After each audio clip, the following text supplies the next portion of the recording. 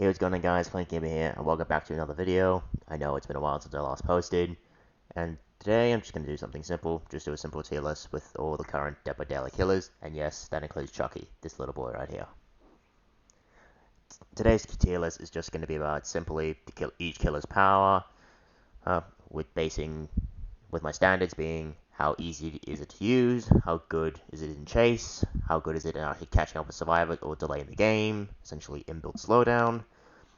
And I will be talking about like other playstyles and judging it from there. And I'll sort of be weighing like the goods and bads of each one. So and don't mind any other background noise. There could either be my dog or just something else going on upstairs. Regardless, let's start. First of all, with Trapper. Again, his power is simple. It's just bear traps, and again, there's nothing really much to talk about. It's just simple bear traps. You land them on the ground somewhere, and you just hope a survivor will just run into it. It pretty much relies on luck, or either relies on luck or how good you are at like holding survivors in certain areas, which can take a bit of skill. But the thing is, survivors can easily just counter it by either not going into those areas, just taking a hit and just moving off somewhere else that's safe, or disarming your traps. There are add-ons that can nerf or punish survivors for doing so, but it doesn't really do a lot. Like survivors would just either not trigger those traps if they find out what add-ons you have, or they would just simply just avoid them at all costs. And even if you do trap a survivor, you literally need to walk all the way over to that specific trap and actually pick up the survivor in the first place. So it's a lot on your end when you play Trapper to actually keep an eye on and keep track of where survivors run to and where they are when they do get trapped, and hope you just don't put them in a dead zone. I hope, Lauren, like my editor's putting on like a small show of like add-ons to use on there. But Trapper, easy to use or easy to sort of pick up, hard to master, and almost just annoying to play. So I'll just go normal C tier. Again, it's good at closing loops, but it's not really good at ending chases and all that. It's just prolonging it. Wraith, again, power is simple. Ring a bell, you go invisible. While invisible, you're literally fast around the map, so it's good traversability. Chase potential is also really good, especially when you're able to do easy mind games and able to do body blocking with certain pallets and vaults. There's no real downside to it. It's just you might need some add-ons just to increase the uncloaking speed, or decrease the uncloaking speed. So you have a lot more chase potential. But besides that, there are add-ons that can add other parts to your power, such as like breaking things faster, or just seeing other things weirdly, such as like blood easier, or scratch marks easier, something along those lines. And there's even a couple of add-ons that even muffle or literally take away the bell noise as you ring, because the main mechanic is as you ring the bell, survivors easily hear it. So those add-ons that either muffle or completely take away that sound is really good for stealth playstyles. Again, easy to pick up, easy to master, but it's just not really too powerful. Like again, survivors they sort of can counter it by just like dropping pallets on you and just like really playing it safe, or playing it safe with pallets and loops. But at least the light burn mechanic doesn't work anymore. Like light burn is where like survivors take a flashlight and just shine at the killer. This mainly worked with the Wraith because you can literally burn him out of his power, but that's literally no other killer had a buff when, or had a sort of nerf when light burn was still active in the game. So I'll put him in probably B tier just because of that. Again, simple to use, simple to potentially master. It's not really as powerful. Again, the power is more of a traversability power instead of just a more chasing and actual killing power. It's just still an M1 killer in the end. M1 is just a basic attack, no real powers in general.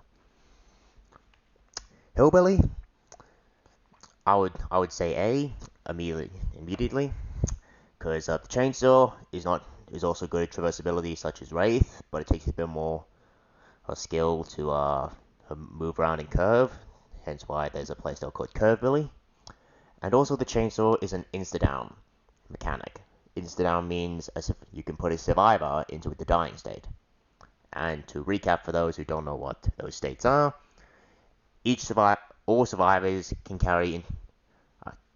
be one of three main states.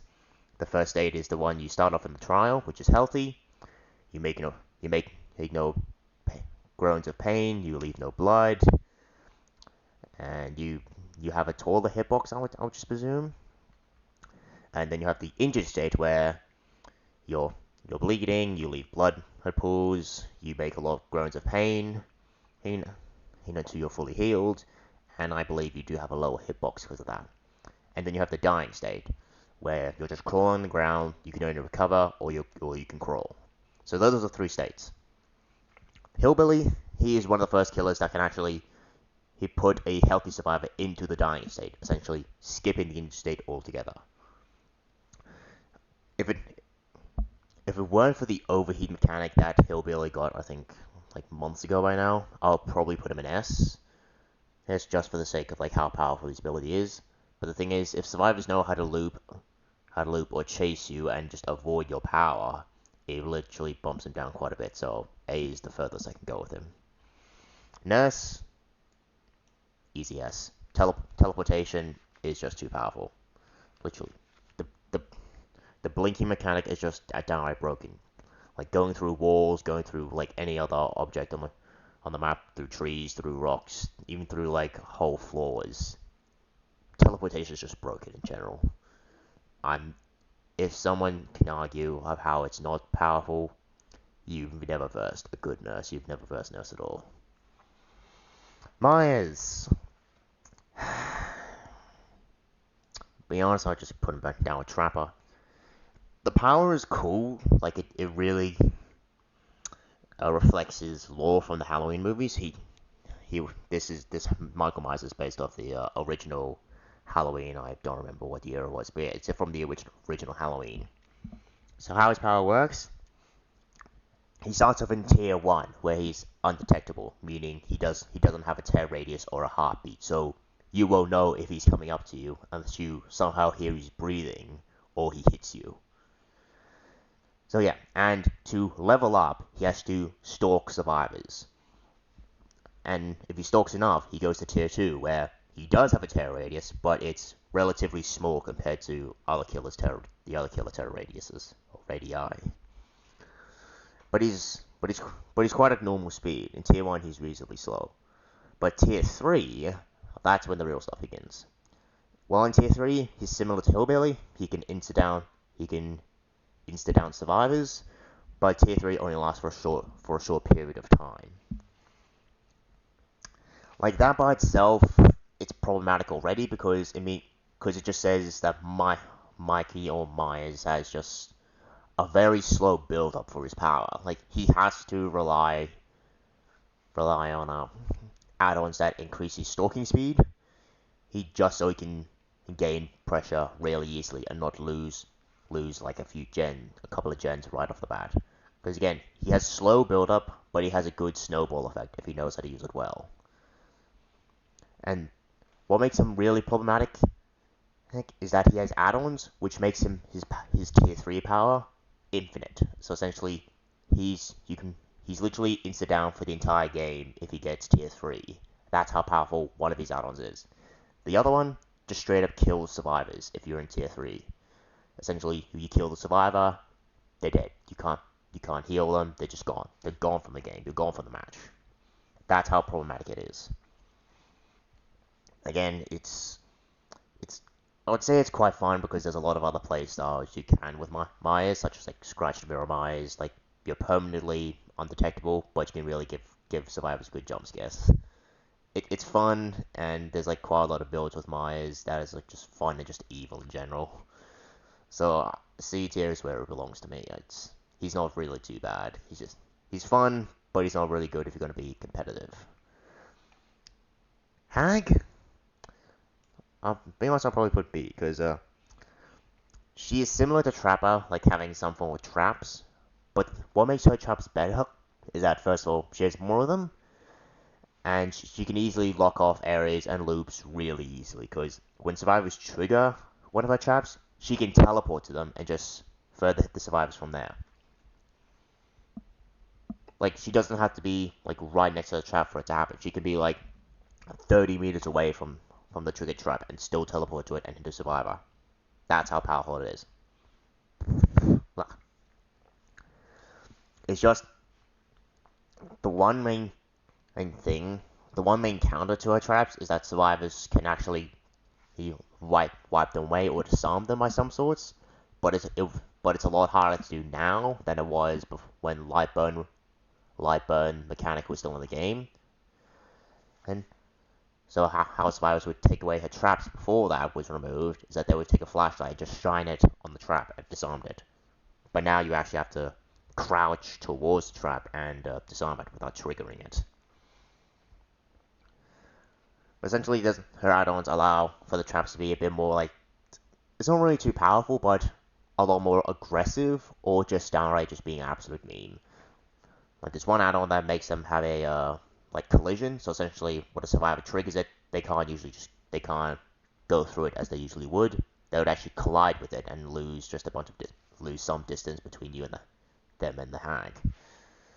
So hag's power, decent, better than Trapper's, but again, not really too powerful, I would say. Yeah. Yep, it's a decent power, it's a decent power. Doctor. Okay, I might be a bit biased here, but he's an A tier for me, because shocking or just making survivors scream in Dead by Daylight is more powerful than you think. First of all, when you make survivors scream with his static blast, which covers his whole terror radius, they not only scream and reveal your location, but with the Doctor's power, and gives them insanity. Now, how insanity works is like the further you go up, the more problems the survivor has to go through with. Like at tier 2, who they begin to see illusionary doctors, which the killer can use as a tracking, sort of a track perk, or a tracking like aspect. That survivors can also see illusionary pallets, where like pallets that used to be there, or were already broken, just appear out of nowhere for them, and they only despawn or reveal they're a fake when survivors go near them. So it's, again, good tracking and just a good, literally just to mess with them and chase. Tier 3, the survivors can't really do anything. The only thing they can do is just either just snap out of it, essentially they can only do snap out of it in order just to do gens or heal or do anything productive or objectively for the game. So getting survivors into tier 3 is crucial, because it does give some slowdown, but as long as survivors are left alone, they can snap out of it. But his chase potential is really good. With his shock therapy, we are able to stun survivors for at least a couple of seconds, which means they are unable to vault, unable to drop pallets, unable to enter lockers. You can literally stop them from doing anything for like a couple of seconds. And myself, who's really decent with Doctor and has add-ons that literally make shock therapy really powerful, it's downright busted. Like, I've won so many games with those add-ons. It's just using shock therapy. It's pretty much game over for survivors if you really know how to time your shocks and actually position them correctly. Yeah, so A tier for him in my case. Huntress, I would put in B. I would actually, I'll put in an A. I'll put in an A because hatchets, they're sort of easy to pick up but hard to sort of master and such. But if you really do master them, you can really go for some insane stuff. Like there's a couple of videos where like you can do something called like an orbital shot. Essentially, orbital shots are when you throw the hatchet up in the air, and it lands across the entire map and hits the survivor. Like, some really skilled Huntress players really know how to pull these off, and occasionally they're called cheaters for doing it. Like this is I'll put a couple of videos in the description of how like so many people so many good Huntress players, or just a couple of Huntress players who really do orbital shots really well, are accused of cheating just because survivors are just way too salty or just don't believe that's actually possible. Like, I've versed a couple of these Huntresses, and they are really good and, being honest, really annoying. like, like I'm watching, like, they're doing orbital shots, and I'm like, dude, come on, just do a normal shot. It's annoying. I don't want to keep on looking up in the sky. But yeah, these her add-ons are actually reasonably good. They help with, like, again, chase potential and also, like, information. And it's just the one problematic add-on I have with her is the iridescent head. Essentially, same as hillbillies and Myers, it can insta down survivors if they're hit by this head. But the only balance it has is that you can only have one, which I guess is fair enough. And there are so many playstyles you can with this power, so yeah, I'd say an A tier. Bubba or the cannibal, no. Again, same with Hillbilly. His chainsaw can insta down, but the main thing he does have is like the tantrum mode he does go into. I've played Bubba for quite a bit, and it's just really boring. There's not really too much to know about or keep track when you use your chainsaw. It's just the collision hitbox you have with it is just very, very unforgiving. It's like, or I would have times I'll be just like doing a chainsaw sprint towards a survivor, and I just somehow bump into something randomly that I don't see. Or when I look into it, it's like, what the? I was like, what the hell? Like, I bump onto a stump that's not even touching my chainsaw, yet it still counts as a collision. It's very janky, and it just goes to show that behavior actually had to rush Leatherface chapter, because essentially half his add-ons were literally the same as Hillbillies, but then they reworked him into something better. So I guess I can't really complain too much. But again, it's a simple version of Hillbilly's power. Freddy, he's just downright terrible. Okay, to explain, his main power is like making survivors go to sleep. Like, survivors have a timer until they fall asleep, where when they do fall asleep, they are oblivious. Essentially, oblivious is that survivors can't hear the terror radius, regardless if the killer is undetectable or not. So you can't hear when Freddy's coming towards you, but you can only see when he's coming towards you. And the only way for survivors to sort of wake up or stay awake is to either fail a skill check while repairing, so they can stay awake for longer, or they can use alarm clocks, which, being honest, I think alarm clocks are just better because you give immunity. But the three other abilities Freddy does have, one is decent on certain maps, the others, no, just not really too good. The decent one, I would say, is using like dream pallets or dream pallets. Again, all of this dream pallets only work while the survivor is asleep. So, and the dream pallets only work when you have certain add-ons on. Which, being honest, I would just say use the dream pallets if you're gonna. I would say just use the dream pallets if you know how to work your way around certain maps that have tons and tons of pallets, such as Gideon's Meatpacking Plant or Midwich maybe. But yes, as the dream pallets, it places down a fake pallet that survivors who are in the dream world can see, and when they do drop it, it just immediately breaks without any penalty towards the killer, and the killer just gets an easy hit on them. It also reveals their aura for a few seconds, but I don't really think it's too beneficial. The aura reading is not really too good. His other power, the dream snares, that's his base. That's the base power he has, and the dream snares, they're not too good, but they're not horrendous. Like, if a survivor in the dream world does run over them, they are slowed for a bit, which can be good, which can be beneficial in some chases, as long as the chase isn't long, or like the loop isn't long.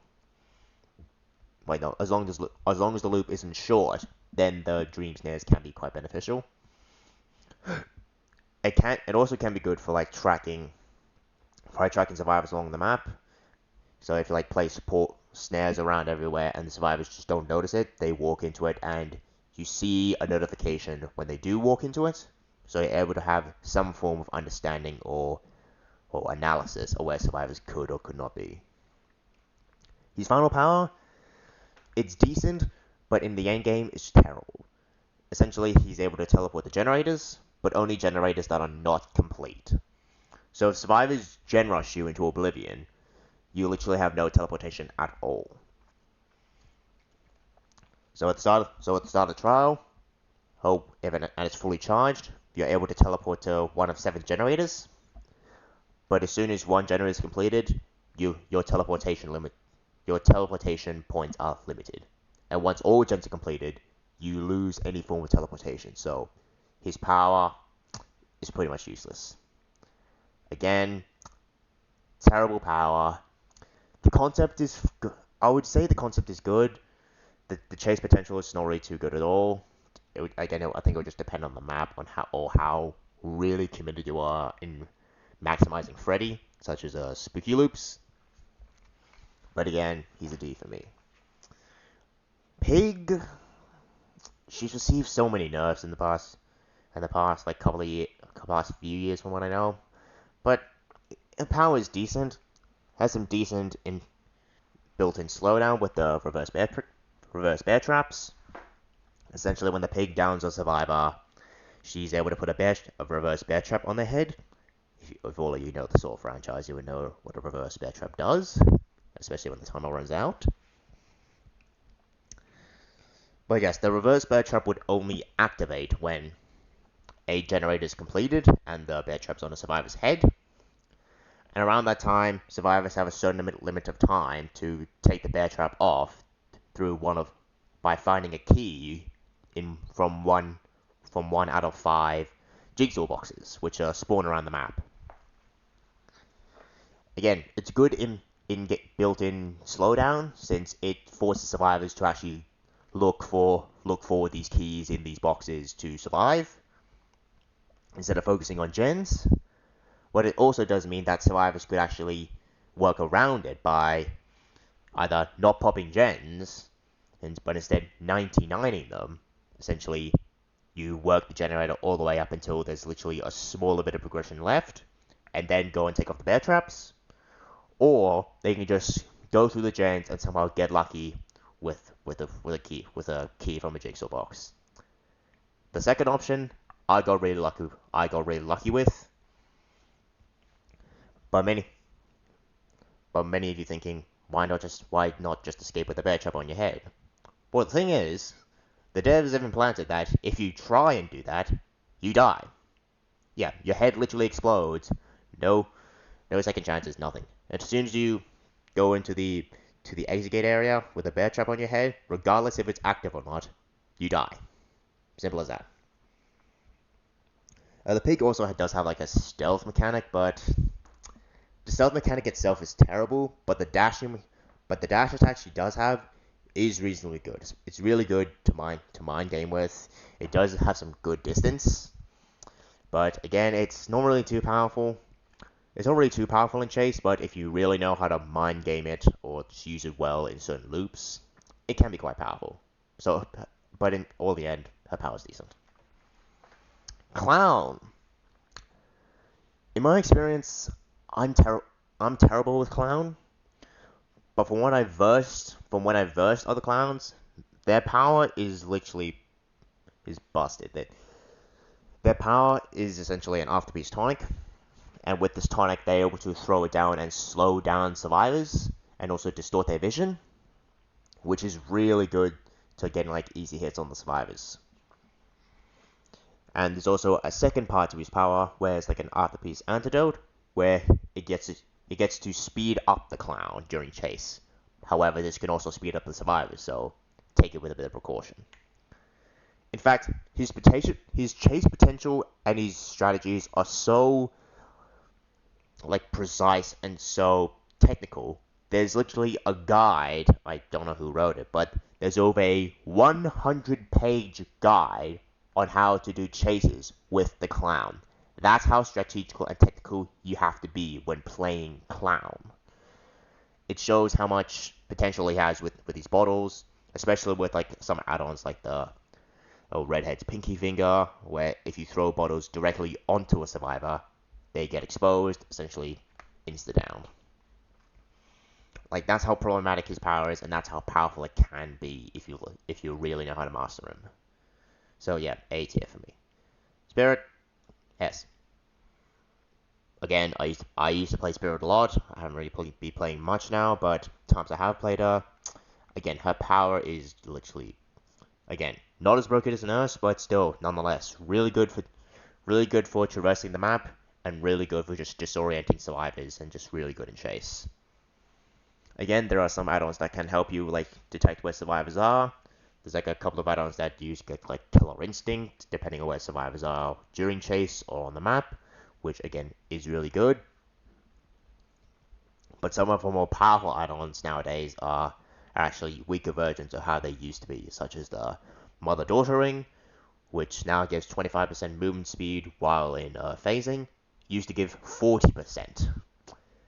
And it may not seem like much, like a 15% increase/decrease, but it really nerfs that speed. But again, she's still equally powerful. Yeah, again, it can be hard to pick up, but if you really know how to do it well, you can't really beat a spirit who knows how to use the power well. Legion. Oh boy. Legion's power, I'm sort of like I would say put him in C because his main power, Feral Frenzy. Essentially, you go into like a fasting runner mode. You're essentially able to vault pallets and windows like a survivor. But when you hit a survivor, you put them into a deep wound status. A deep wound status is like the in between injured and dying. Essentially, you make survivors mend, otherwise they go into the dying state. And I don't think many people know this, or they really don't want to do it because it's sort of a niche. It's sort of a niche mechanic. So if the Legion hits 5 chained stabs in Feral Frenzy in one go, so essentially you hit one survivor with Feral Frenzy, you hit another, and you hit the fourth survivor with Feral Frenzy, you have the choice to go after that fourth survivor again and stab him again, and put him into the dying state, and then your power ends. That's how powerful like 5 chain stabs are if you want to go for it. But I would say just don't. Because the way you're able to detect survivors in Feral Frenzy is only within your terror radius or with with the addition of a certain add-on which increases that detection range. Essentially, you're only able to detect survivors if they are in the detection range and are not in the dying state or in the deep wound state. So if all survivors are going to be like dying or in deep wound, it's pretty much impossible. And if you're undetectable or you made the survivors oblivious, you can't detect them at all. Again, power's not really fun. It's not really hard to do. It's not hard to master either. It's incredibly weak. Like, if this was a tier list on perks, I would put Legion a bit further up, but this tier list is based on power, and Legion's power is just not really too good at all. Plague? Let's say put her in B. Because again, her power is about infecting people and making them sick. In fact, making them sick, and if they are sick for a long period of time, they become broken, which means they are permanently injured, so they can't heal to the healthy state. And they are able to infect objects around the map and make other survivors sick. And that's a base power. But if survivors decide to cleanse in order to be healthy, this gives the Plague the opportunity to introduce a corrupt mode, or a corrupt purge, where her vomit is able to damage survivors, but not infect them. Again, this only relies on if the survivors want to cleanse, but many good survivors will know not really to cleanse at all, so it's sort of hard to get your power. But there are some add-ons that can like circumvent that, such as like the two Apple add-ons, where you start with one more corrupted pool, so you have at least two more chances to get your power right off the bat. Or you have an add-on such as I think it's the Iridescent Seal, I believe. Yeah. Essentially, you gain the Corrupt Purge, or like the Damaging Vomit, every time a generator is completed, which by itself is good. And like Otstara did a video on it and literally destroyed a team, or not really destroyed, but he beat a few teams with it. I'll probably put that link in the description. But yeah, Plague has a decent power. There's not really any different playstyles you can have with her. It's usually just the same thing over and over again. But depending how you use it, it can be the tipping part of either whether you win or lose the game. Ghostface. Ooh, I'll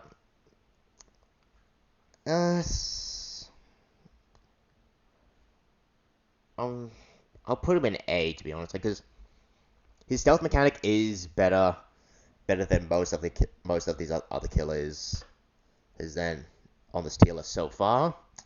I would only say he's better than Wraith just because while in his stealth mode, he can also stalk survivors similar to Myers, but unlike Myers, he doesn't have a certain limit to how he can stalk survivors, and he can just stalk a single survivor until they become exposed or marked. And during that period of being marked, which is around 60 seconds, the survivor can be insta-down, such as like when you go up against Hillbilly or Myers in Tier 3. You're able to insta-down survivors. But again, that's only for like, again, 60 seconds. But so if the survivor outlasts that, they're no longer exposed. Like, the reason why I would put Ghostface's power above like the others, like Myers and Wraith, is because you can use his power in chase as long as it's off cooldown, and you can really go for some good mind games as well. Again, not having a red stain and a heartbeat is a really good way to disorient survivors and make them really second guess their choices. And plus, if this was about perks, he will possibly be high up as well. His perks are reasonably good too. Demogorgon, or Demodoggy, I like to call him. I would say A as well, because with Demogorgon, his main power that's shown on the icon is his portals. And it's sort of similar to Nurse, and say you can like teleport around the map. But the thing is, with Nurse, you have no limit on where you can teleport to, or how many teleports you can do, sort of. But with Demogorgon, you only have a certain number of portals to use. And when you use a portal, survivors are able to see it and like seal it.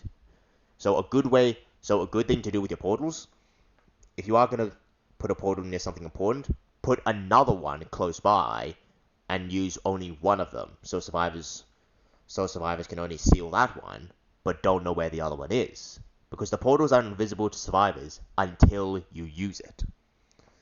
So it's always good to put down two portals, at least in an important area, so you have two ways of getting there without one of them being revealed. His second part of his ability is a shred attack. With this shred attack, you're able to make some really good distance at some high speeds and actually break some pallets and breakable walls. So it's good in chase as well. It's just the one thing I will complain about it is the hitbox is just absolutely ridiculous. Like, you could really make some cheesy shots with the hitboxes. Is that it would literally feel like you're just playing unfairly. Alright, Oni. Ooh. Again, I played quite a bit of Oni like for the past couple of months as well. Oof. In my opinion, I will probably say A as well. Because again, his main power is called like Yamaoka's Wrath. So how you charge it up is you need survivors to be injured. And while survivors are injured when they play against you as an Oni, they drop blood orbs. And you absorb these blood orbs to charge up Yamaoka's Wrath, or Blood Fury. And while in Blood Fury, or in like a demon form, or Oni form, you unlock two more abilities. Demon Dash, which is really good for traversing the map, and Demon Strike, which again is an insta-down mechanic such as Maya's Tier 3, Hillbilly's Chainsaw, Bubba, and Ghostface. But the thing with Blood Fury, it lasts for a certain amount of time. I think like 45 seconds. And whenever you pick up a survivor during Blood Fury, you actually end Blood Fury, but keep whatever progress you have left. So I would recommend, if you are going to be playing Oni, that if you do down a survivor in Blood Fury and there's no one else around you, pick up the survivor and you have a lot more Blood Fury left to like recharge. You would have a lot less Blood Fury to recharge. Trust me. Because again, Oni is a really good killer for like for slugging and snowballing effects. Essentially, slugging you down the survivor, leave them where they are on the ground, just lying there, and just again snowball effect. One thing leads to a bigger thing, and so forth. Again, I would only recommend slugging as Oni if there's a survivor nearby, like in your terror radius. Which is why I would also recommend using Infectious Fright when you're playing with Oni. Because with Infectious Fright, every time you down a survivor, survivors within your terror radius scream and reveal their location. So again, Infectious Fright, really good for killers such as Oni, and really complements its power really well. Deathslinger, or the only man with a gun, technically. No, C tier. I would say C tier. The power by itself is just relatively niche, and in some loops it's really good, and in most loops it's just terrible. In my opinion, at least.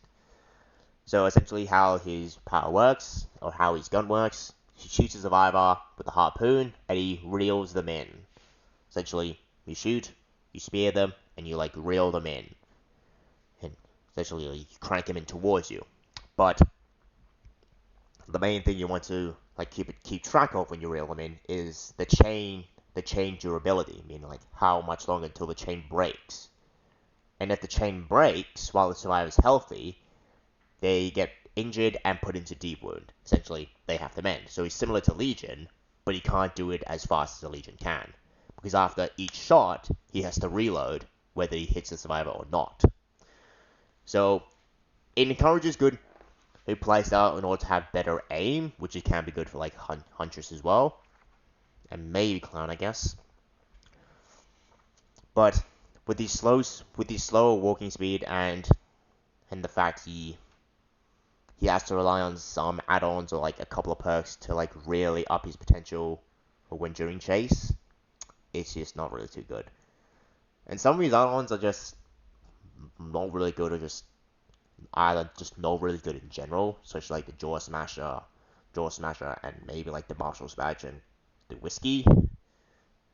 Again, some add-ons are terrible, some are seen to be absolutely crucial in order just to keep up chase, and others, they're weird, they're fun, but again, it relies on how good you are with Deathslinger in general. And myself, I used to be good with him, but not really as much anymore because I played other killers. And the fact that the old way, or when he first released, like you get to when you play as him, you have a choice. You have to aim down the sights before you shoot. And when he first got released, like the time between going just normally walking and aiming down sights, it was instant. It was like playing Call of Duty. Like you have the gun, you aim immediately and just start shooting. Like he was literally so broken when he released. You can literally like an instant quick scope at survivors. They had no chance of like dodging your harpoon. But now since it's like 2-3 seconds to like fully aim down sights, they have some form of chance. So he's not really too fun. Pyramid Head. Same thing. Most of his power, it's not really fun. Like, it's not really good, but it's not really bad, I'd say. Like, the main part of his power is, like, laying trails of torment, and again, they don't really do anything, really. Like, of course, they make you tormented, but the only downside of being tormented is you get sent to a Cage of Atonement if you get downed. And the Cage of Atonement, it's it's a whole lot different to the hooks, because any side effects you would get if you're unhooked doesn't work when you get uncaged. So that's the one upside to it. But the thing is if the killer knows where you will be placed whenever Pyramid Head sends a survivor to the cages of atonement, they always send survivors to the furthest point away from the killer. So if the killer knows where the furthest point is, they can literally go to that survivor and force them to move elsewhere. It's a mechanic the developers put in order to prevent Pyramid Head killers from camping cage survivors. The only part of his power that is good is his punishment of the damned attack. Essentially, it's sort of similar to Deathlinger's, but it's a ground attack, so it's like earth shattering, like Reinhardt from Overwatch. Essentially, you have to be using your Trails of Torment first before you use that attack. And it's reasonably good too. Like, it's a really good range attack. And actually, I'll probably put it above Deathlinger because it actually has a lot more skill to it. But the worst thing about his power is his add-on set. Most of his add-ons are terrible. The only add-ons that are good or are actually just worth using are the add-ons that increase his range of his Punishment of the Damned, which I think is like a wax doll and I think a black leather belt or something. I forgot what the third one was, but yeah. Those are the add-ons I would say just only use those. Those add-ons are the only ones that I would just say just use. The others are just downright terrible. Blight. Again, another easy S. Again, this is not just because of like other content creators and all such saying so, but I just think so too in general. Because I've versed many Blights, and the speed you have as Blight is just really hard to keep up with. Like, if you don't know how to really like loop effectively against the Blight, you're pretty much downed in like 2 seconds because of how fast you can be after bumping after certain objects called like lethal rushes. It's hard to keep up and just like outrun him, especially when he has 2 add-ons which make him faster after each consecutive rush, which is things like Blighted Rat and Blighted Crow. Essentially, if you're able to keep up with his super speed and actually play around it, good on you. You have a chance of beating a good Blight player. But if you're unable to keep up with it and unable to predict what he can do, you're pretty much done. You can't beat that. No one can beat that, really. Twins. I'm only going to say D here because I've rarely gone against anyone playing the Twins, and I rarely play the Twins myself. But when I do play the Twins, I'm just terrible. Like, their mechanic is clunky. It's poorly designed, I'd say, because their main mechanic is, like, the main killer you play as is Charlotte, which is, like, the girl, as you see along here. Like, she's the main one who can, like, hook survivors, carry them, and, like, damage everything else. And then you can actually change control to Victor, which is, like, the little baby golem abomination right here on my cursor's on. Victor is sort of like the main chaser of the two, I'd say. Because, first of all, he's faster. Second of all, he's able to pounce on survivors, damaging them and sort of incapacitating them, which makes them unable to vault into lockers or do anything useful.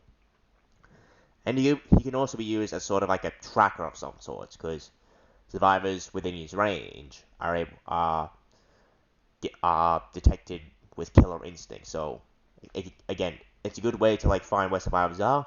However, this means it's a good and easy way to camp and slug as the Twins, which is not fun for either side, and both sides respectively know that. And it's really hard to put up pressure with these two, so it's just downright terrible. And I'm glad they're finally getting a rework sometime in like a few months. I'm glad they're finally getting a rework. Trickster. Oh boy. See, even after the so-called buff Trickster had from when Chucky dropped, even Trickster mains are saying he's just downright terrible.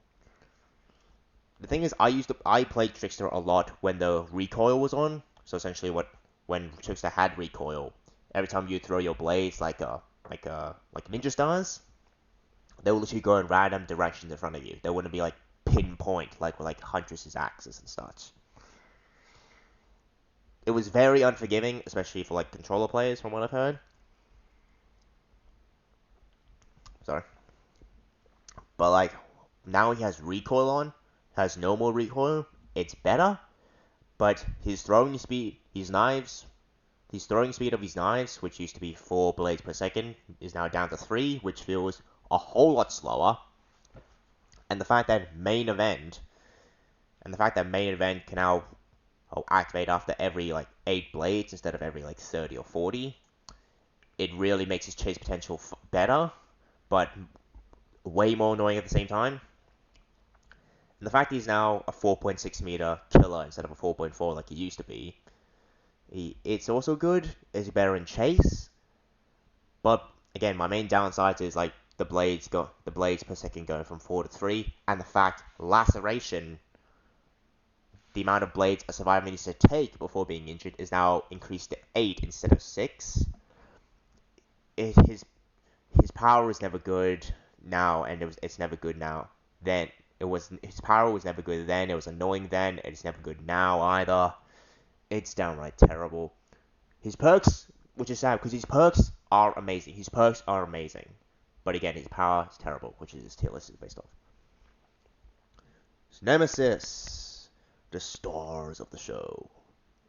I wish I never did that, but Nemesis, me. Okay, like his main power is he has a tentacle strike, and I swear to God, if I see a comment on the video saying like a anime tentacle or whatever, like a tentacle whip, I'm not even gonna say it. I'm not. Why did I say that? Regardless, he has a tentacle attack, and he has an extra mechanic in the game, which in the matches where survivors can get infected or contaminated, and when they do get contaminated, they can be damaged by the tentacle. Oh, but if they aren't contaminated and they're hit by the tentacle, they get contaminated.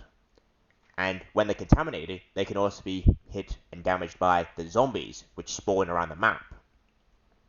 2 zombies spawn around the map in each match when you play as Nemesis, and they're really slow, but they can be good for tracking. They do track survivors when they like sort of sense scratch marks or their survivors are in their detection range. So it's reasonably good. It's just like I was saying, I wish there was like at least like a couple of add-ons which increase the number of zombies that appear in the match, because there are some add-ons that Nemesis has is just terrible. This is why bother using when you can actually like sort of make the game a bit more fun or just a bit more intense when you have more zombies on the map. Like sometimes the zombies even like body block and just screw you over as well. So yeah, again, his power can yield good information if you know how to like interpret it well. It's just that extra step of using like the tentacle, which can break pallets and walls when you reach tier 2, which is actually beneficial as well. But tier 3 is just terrible. Tier 3 is just a small increase in the whip's range and your movement speed while you have the whip open. I will say if tier 3 was a whole like gave like either a bigger range on the whip or a faster movement speed, I would say I would bump him up to an A tier, but besides that, he's not really too good. The Cenobite or Pinhead, I would say A, because again, he's small. Like the main power you use often with him is like summons of pain or something along those lines. So essentially, you can spawn a small portal and release a chain and move like a homing missile. And if you hit a survivor with it, you slow them down and incapacitate them for a small period of time, which allows you to get an easy hit on them. Again, really good in chase. It's really good in chase. And there are some add-ons that can make it even more punishing for survivors if they do decide to break the chains, such as the Engineer's Fang, where healthy survivors hit by these chains get injured instead, which is really good if you want to be aggressive. Or you have something like the Original Pain. If survivors do manage to break out of your chains easily, they get put into Deep Wound instead, which, again, really good for survivors who try to cheese their way by using the environment to break the chains, which makes it really easy. But again, there's another add-on that punishes them for that too. Again, most of these add-ons are based on the homing missile chains. But the second part of his power is called the Chain Hunt, where over a period of time, a meter builds up, and if the meter fills, a chain hunt begins where random chains spawn from near survivors and hook onto them and sort of slow them down. The only way to stop it is for survivors to pick up the Lament Configuration, the small box that summons the Cenobites, if you've seen the film or seen any trailers and such. The only way for survivors to stop the chain hunt is to solve the Lament Configuration. But the thing is, when they do start solving it, Pinhead has the option to teleport to them and chase them after that. Though it deactivates the chain hunt, it still puts the survivor at a really dangerous risk. Do they risk getting chased by the Cenobite after that, but deactivate the chain hunt, or they just pick it up and just let the chain hunt go? But I will say, it's actually best not to teleport to the survivors when they solve the Lament Configuration, because usually they'll be doing it while you're in chase or you're carrying a survivor, where at your own detriment you would lose a chase or would lose a hook. So I'd say, hey, don't teleport the survivors, but chase the survivors holding the configuration, because if you down them while they hold it, you activate the chain hunt, which reveals survivor locations and such, and essentially you have the upper hand. So yeah, I'll put him in A for that, but again, there are some counters to it, so he's not too powerful for an S. No, he's not powerful enough to be an S tier. An Artist, I'll put her in B. Her power is with the use of dire crows and such. Essentially, these crows are really good for tracking. If they hit a survivor from far distances, they get swarmed. Essentially, they get revealed for a certain period of time. And if they get hit again by a crow when they get swarmed, they get damaged. But that's only if they're still swarmed. Another part of this swarming mechanical power is that if survivors are really close to the crow as they get launched, they get damaged as well. Again, that only really happens during loops, when you just camp a pallet with a crow, and for survivors who really want to loop around a pallet, it's really good on there. But besides that, it's not really too good. The power is more of an information-based power. It's really to see where survivors are or where they could be. Besides that, it's not really a dungeon power. Onryo or Sadako. I would say she's a B. Actually, yeah, I would say B, because her power is sort of similar to Freddy's, but the thing is, you teleport to TVs, regardless whether a generator is done or not. But the main caveat with it is that the TVs are turned off for a certain amount of time, or survivors can sort of turn them off. Because an additional mechanic with Sadako, with her teleportation, is that survivors get condemned every time you teleport, unless they're holding a tape. And when survivors get fully condemned, they can be killed regardless of whether they've been hooked 3 times or not. So, and there's some playstyles where you can only call condemn only Sadako, where you just teleport countless times to many TVs, just making all survivors fully condemned and just killing them from there. Again, it was a lot harder before before the rework that got her to the way she is now. It was a lot harder then. And by the way, but where she is now, it's a lot easier to get condemned stacks.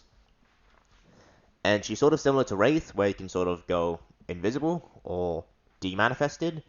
And with this, you have no hitbox, so you can just phase through survivors, but you can still be hit by pallets and stunned out of your power. Again, and really good if you know how to work your way around it, but again, not really too powerful. Dredge. Easy A for me, because every time I play Dredge, his power literally helps me way too well. Like, his power is able to like call upon a sort of form of darkness after a certain period of time, and during this like darkness or nightfall, the survivors are literally plunged into darkness. They can't see anything. Like, they can't hear your heartbeat, they can't see anything properly, they can only see other survivors in like a white glow. And as the killer, you're able to see them in a white glow really easily. So if they're trying to hide like a crouch in a bush, you can easily see them. There's no hiding for them. And that's the second part of his power. Like, the first part can sort of go into like two subsections, where the main one is that you're able to teleport to lockers. So any Dwight mains are pretty much screwed then. But yeah, you're able to teleport to lockers, and depending whether it's normal or nightfall, you can teleport to lockers at like a different pace. Like, during nightfall, you can teleport to them pretty much instantly, but you have a certain amount of tokens to teleport with. Or if it's normal, you teleport at a slower pace, and again with the same amount of charges you have, like same amount of tokens you could use. But with this teleporting, when you teleport to a locker, there's a chance that survivors could lock these lockers, which delay the amount of time it takes for the dredge to leave the locker. It's the only counter survivors can have. So there is an add-on which allows you to exit a locker faster if that happens. Good survivors would always like lock lockers, or at least when there's two lockers together.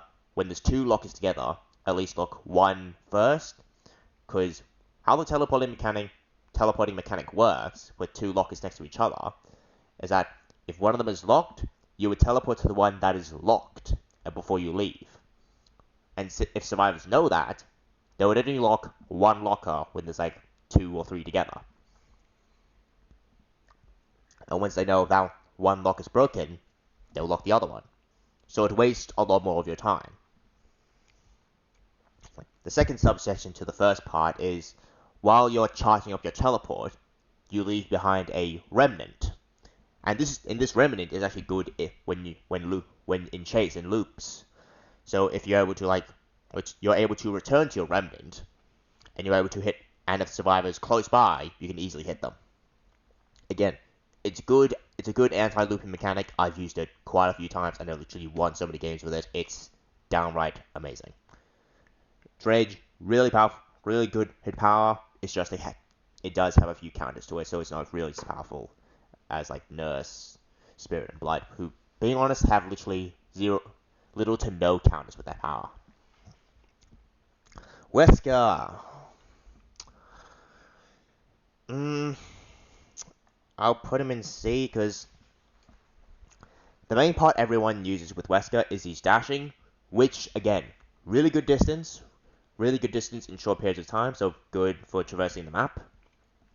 It's just, while in chase, there are literally many techs or like strategies you can do with the dash, with the virulent bound, that there's literally a whole video which I will put in the description as well on how to do those, because again, they're really powerful. And the fact Wesker is the only killer with a 40-meter terror radius, the largest terror radius out of any killer so far. So if you have any perks that relate to his terror radius, you know you're gonna affect a big surface, big area. Because again, 40 meters. That's, if you stand in the middle of most maps, that almost covers up the entire map. That's how big it is. Especially on something like the game or Midwich. If you have something like Infectious Fright, you're literally gonna hit. you're gonna get everyone with like infectious fright on like mid-witch when you play Wesker. That's how powerful it is. The passive ability with his Virulent Bound is like when you infect survivors with the Ouroboros. When they get fully infected, they become hindered for a short period of time, which, being honest, not many do occur, so it's not really too much. It's not really too much. Again, hindered for a short period of time, which can be easily cured. It's a bit of a slowdown, but again, it's not really too effective. Knight. Oh boy. When I first played him, I really thought he would be really just overpowered and good, but he's just proven to be absolutely terrible. Like with the Knight, you're able to like summon minions or some forms like guards. He's able to summon 3 different guards. The first one's the Carnifex. Like each one has different abilities. Again, first one's Carnifex. A guard which is able to break generators and pallets easily or like faster. So he's sort of good in chase. He's when survivors are like near pallets and such. So I'd recommend that. And there's the Assassin, which is good at chasing survivors during the hunt, which is a small mechanic every guard has. And during the hunt, the Assassin is the fastest and is able to inflict, again, deep wound, such as Legion, when they hit a survivor. If they hit a survivor. And then you have the Jailer, which patrols longer. Like each guard can be set up to patrol a certain area or a certain line, and they have a certain patrol radius. The Jailer has the biggest radius and is able to patrol for longer, so they're able to catch out survivors most far longer and easier. And again, all guards can initiate a hunt, but the thing is, the Assassin is able to chase faster in the hunt, while the Carnifex is able to chase for longer. Again, there are some add-ons that are able to make that chase last longer, or able to summon certain guards twice in a row. I would say, if you are going to be doing the summoning guards twice in a row, I will recommend the battle axe head or the shackles, so you can able to summon the Jailer or the Carnifex twice in a row. But yeah, there's not really much. Like the power itself sounds cool, but in practice, the zoning, the chasing, or the anti-looping ability is just terrible. Like it sort of encourages camping in some way, but there are mechanics that sort of prohibit camping in some way. Again, it's not really too good. Skull Merchant. Actually, D.I. Again, even with the new buffs or changes she's received, I still find the power absolutely terrible. It's sort of a worse off version of the Knight's power of like patrolling certain areas. It's just with the use of drones, it's not fun. It's not really too good. Like there's literally a playstyle where you literally keep a game going for at least over an hour.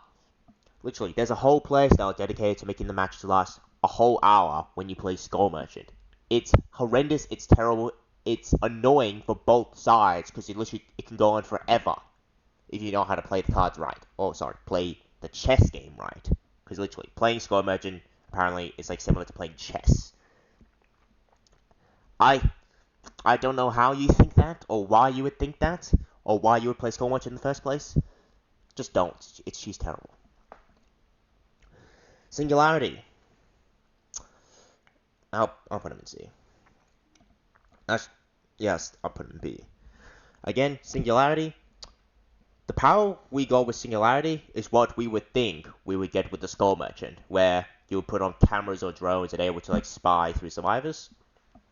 Essentially, that's what the Singularity can do. He can place off like biopods which act like cameras, and able to slipstream or infect survivors. And with these infected survivors, he's able to teleport to him. He's able to teleport to them and go in something called overclocked mode, which makes him faster, makes him sort of immune to a pallet stun in some way, and is able to really like full speed go at survivors. The one counter they do have against them is that they have EMPs, which can get rid of their slipstream infection, or just disable the biopods for a certain period of time. So again, really good for information. Map control can be a bit iffy, but again, it takes a lot of practice and a lot of skill to really master him. So there's not really too many playstyles for him. It's just mostly the same all the way.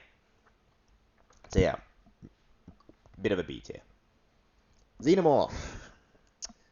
Okay. Alright.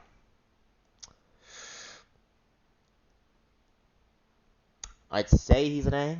Actually, yeah, I would say he's A. In my opinion, at least, because... how do I word this? How would I word this? Actually, yeah. His main ability is like like his small tunnels, which allow him again to traverse the map with absolute ease at high speeds and even detect survivors' footsteps in some areas. But the main ability he does have is a crawler mode, which of course puts him lower to the ground, reduces his terror radius, and unlocks a tail attack, which is similar to like the Nemesis tentacle attack. Tentacle attack, but I would say it's not as good. And again, the map traversability is really good. The survivor detection can be quite good. Just the crawler mode can be a bit iffy because it does lower your hitbox, your field of view as well. So that can be a bit problematic. And your main counter, which the survivors get, are flamethrowers, which really, really can lock you off easily. And actually, in fact, because of that, I'll actually put it in B tier because of that. Because again, the flamethrowers can really, really do a number on you if you can't get rid of them in time, unless you have a sort of an add-on which increases your resistance to flames. I don't remember what it's called, but yeah, it's an add-on you do want if you want to be in crawler mode for most of the game. But if you don't really care about that, then just go wild. The add-ons are fun. The add-ons with Xenomorph are fun, and they can fit multiple playstyles. It's just the power itself can be a bit iffy if you don't really know how to utilize it to its full potential. Alright, Chucky. Easy A. Easy A just because Chucky is so damn small. He's literally like 2 feet tall. You can barely see him over a pallet or over like a stack of tires in the game. He's too good in chase. He's to actually survive against. If you somehow escape a chase from him without getting hit, you're a god, because he's literally impossible to see. The only way to know where he is by small footsteps you can barely see on some maps. And his power, hidey-ho mode, it makes him undetectable, essentially no heartbeat, and it makes you see just random footprints all over the map. And his charge attack, again, really good distance, ridiculous range, and a ridiculous hitbox. So again, really powerful, but again, I wouldn't say as powerful as S tier, because there are some like turning limitations with the power, and once you start charging, you can't really cancel it. So that's the one nerf he does have with the power. So yeah, that's my tier list for the day. Hey, on killer powers, from like most powerful and hard to counter to least powerful and just easy to play. Least powerful or terrible or just terrible to play against. So yeah, this is my tier list, and yeah, I will be recording some more videos over like the next couple of weeks as well. Hopefully I'm not busy with other stuff. But yeah, I will be recording more videos on tier list for the moment. My next one could be based on like killer perks, which, being honest, I can literally go on forever with them, especially for the ones that are problematic or not.